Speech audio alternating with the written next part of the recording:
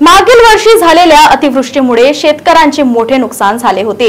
पीक विम्याची तुरळक पंजी शेतकऱ्यांच्या खात्यात जमा होत आहेत, मात्र काही ठिकाणी ही रक्कम अद्यापही जमा झाली नसल्याने अकोला जिल्ह्यातील बाळापूर तालुक्याचे शेतकरी आक्रमक झाले आहेत।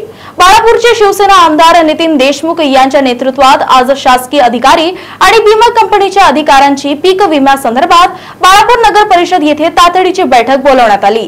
मात्र या बैठकीत पीक विमा कंपनीचे अधिकारी पोहोचले नसल्याने आमदारांनी त्यांना फोन लावले तरी देखील विमा कंपनीचे अधिकारी प्रतिनिधी आले नाहीत। शेवटी आमदारांनी जोपर्यंत शेतकऱ्यांना न्याय मिळणार नाही तोपर्यंत नगर परिषद हॉलचे दरवाजे लावून स्वतःला आणि तहसीलदार व तालुका कृषी अधिकारी यांना कोंडून घेतलं। जोपर्यंत विमा कंपनीचे प्रतिनिधी बैठकीत हजर होत नाही तोपर्यंत शासकीय अधिकाऱ्यांना बाहेर सोडणार नसल्याचा पवित्रता नितीन देशमुख यांनी घेतला आहे।